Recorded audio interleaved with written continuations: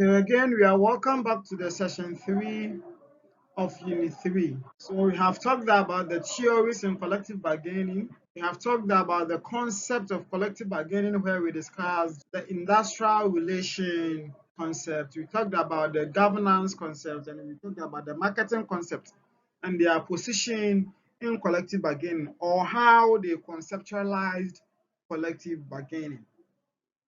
Here we are going to look at some of the entities or parties to collective bargaining, which people or which individuals are present in collective bargaining exercise.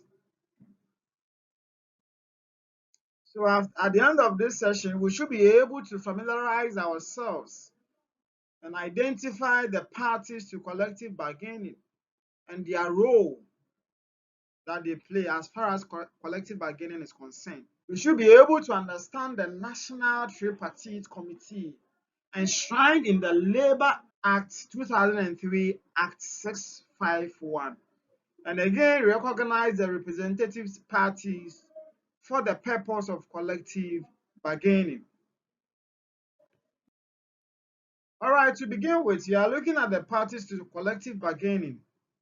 And one of the parties to collective bargaining, of course, as we all know, is the employers, the individuals who need the service of the labor force. In other words, the various managerials or the various managers or heads of institutions who seeks for the right caliber of people to employ in their various respective organizations. So employers, here we are saying that it is a tool which employers use. In other words, bargaining is a tool to which employers use to set the terms and conditions of work. So the reason why employers bargain or involved in bargaining exercise is for them to be able to identify or set out the terms and conditions of work. So before a particular labor or a particular employee will start to work in a particular institution, that employee should be able to familiarize him or herself, should be able to know the terms and conditions upon which he or she is going to work on. And if that employee is okay, is fine, or he or she is satisfied with the condition, then he is obliged, or not necessarily obliged, but he can what? Actually accept the offer. Let me put it that way. So it is a tool. Collective bargaining is a tool used by employers. It is a tool which employers can use to persuade their strategic and commercial goals and to implement strategic plans such as the labor management plan. And again, we are also saying that employers also use it as a strategic tool or a plan in their labor management exercise or plan. Now, the main people, or one of the relevant people in collective bargaining is the employees. So collective bargaining is a tool which employees also use to set terms and conditions of employment, which become the legal obligation of the employer.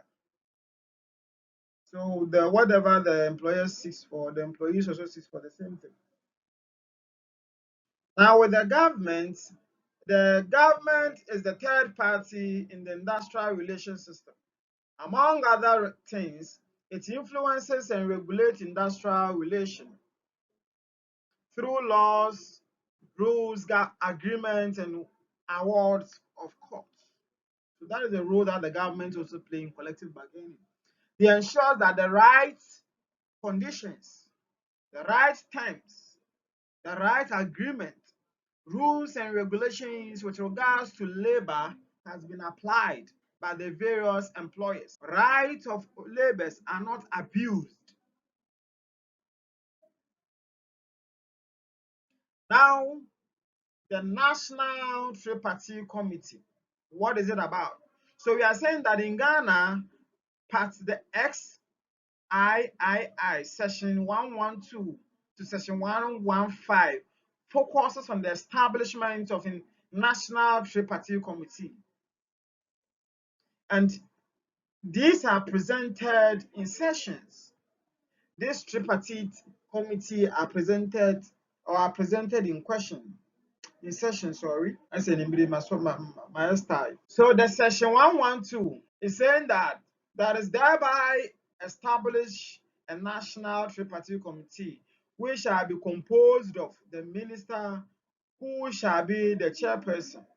So it's the minister who is the chairperson of the national tripartite committee.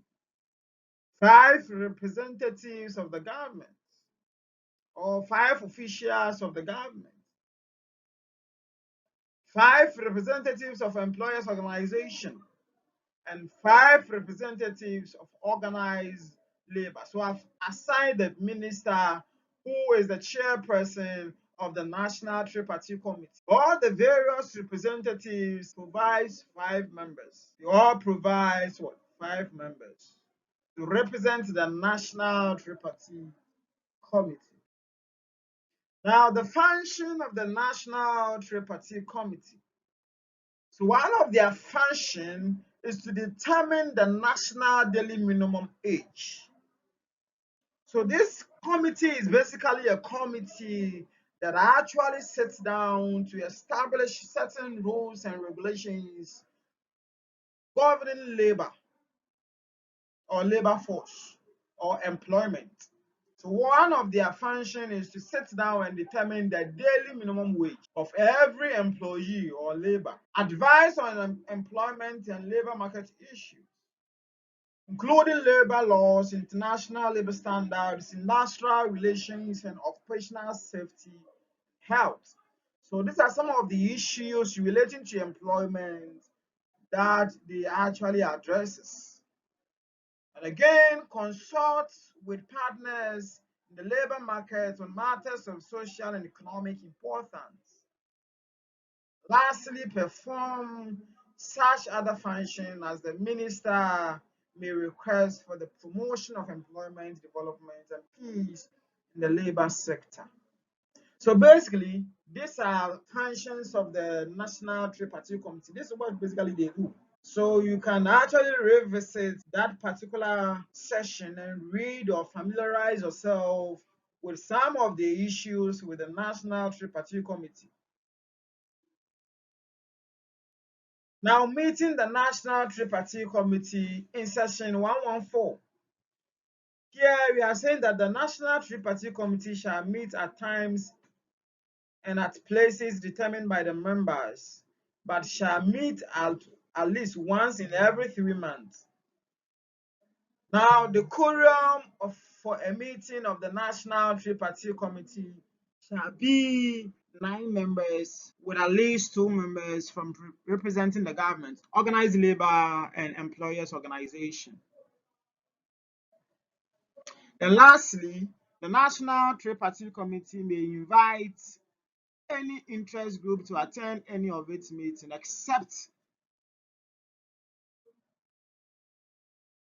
So this is basically the number 4. So we should take note. So this is not part of it.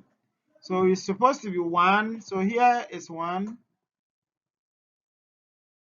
Here is 1. So here is 1. And here is 2. Here is 2. Here is the 3rd point. And now this is the 4th point. Sorry about that. This is the 4th point. All right. Now the 4th point is in that except as otherwise provided in this session, the National Tripartite Committee shall regulate its proceedings. Okay. Now the regional and district tripartite committees. So they also have their sessions or their outline. So the National Tripartite Committee may set up committees of the committee, regions and districts as it considered necessary for its function.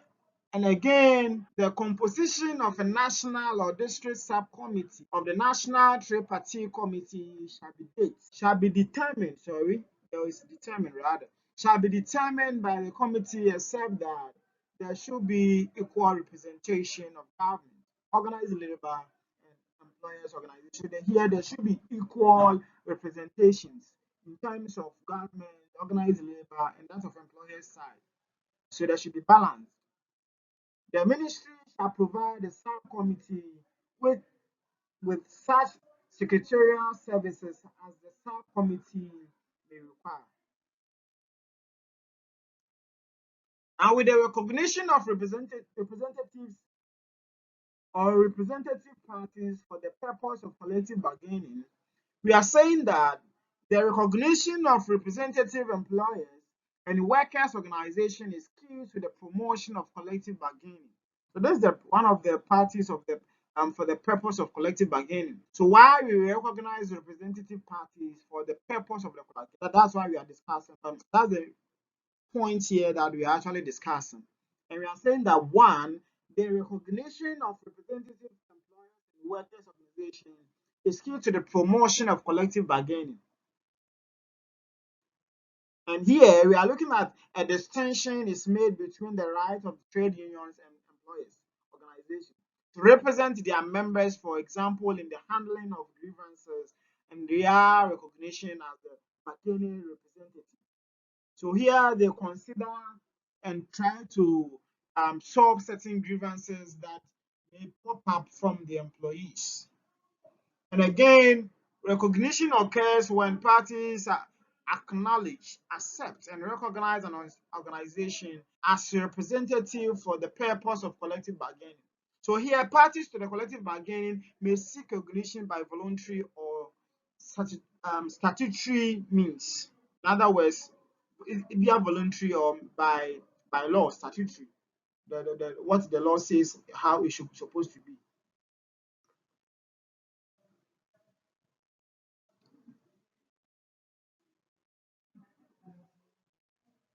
Okay.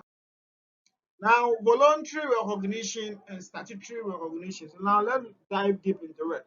So here we are saying that where recognition is voluntary, it is usually for the parties to sign a recognition agreement. So when somebody wants to actually partake voluntarily, this word is very, dicey if you want to mention voluntarily. As somebody will say voluntarily. So here we are looking at the voluntary recognition. And if you want to perform any voluntary recognition service, we are saying that you should be able to sign the recognition agreement. And this can be an important way for employers or employer organization and trade union to recognize each other as bargaining representative. Other than that, they won't recognize you as such when you have not signed the recognition agreement. But with the statutory recognition, to avoid these situations and provide a framework that promotes collective bargaining, it is common for countries to establish statutory procedures for recognition. So they have lay down procedures or lay down rules or lay down standard upon which one needs to qualify to be able to satisfy the statutory recognition before you can be enrolled as a representative of a particular employer or employer organization. And that is why here we are saying that the existence of laws and regulations that set conditions and procedures for recognition can also contribute to an increase in voluntary recognition between the parties. So now the subject and issue for collective bargaining. When it comes to the collective bargaining in the public sector, we are saying that legislative provisions or provisions establishing an overall budgetary package. So they establish an overall budgetary package, or the other way, they set upper or lower limits for wage negotiation.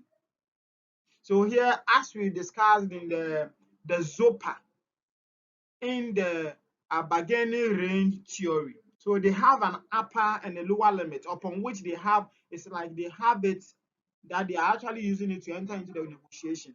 And actually, at the end of the negotiation, it will either decide whether it will fall either at the lower or the upper limit with the International Labour Organization conventions. We've discussed the ILO conventions as well in our previous discussion. So these are some of the subjects and issues. And again, provisions imposing specific percentage increases, which rule out any possibility of bargaining. Okay. Basically, these are some of the things that supposed to actually, take notes in terms of the tripartite committee. Then the parties involved. We've talked about the employer, the employees, and the government being the key parties in a bargaining negotiation or bargaining or collective bargaining activity. So when it comes to the collective bargaining, an employer or a group of employers can negotiate directly or appoint managers or experts to negotiate on their behalf. It is allowed. And alternatively, employers might decide to establish or join an employees organization that will represent them and promote their interests. So there are certain instances where the organization may not go forward, but because there is an association that actually embark on these negotiations, they may rather want to partner with them so that they can actually promote their interests during the negotiation activity. And at all times, collective bargaining must be viewed as a tool belonging to employers, employees, and that of the government. So when we're discussing the parties involved, we are saying that collective bargaining is a tool for employer or for employers. And again, it's a tool for employees. And again, it's also a tool for the government to roll out certain rules and regulations as far as collective bargaining is concerned. So these are some assessment tests that we can actually roll or actually try our hands on, see if you understand issues as we have discussed. Thank you very much, ladies and gentlemen.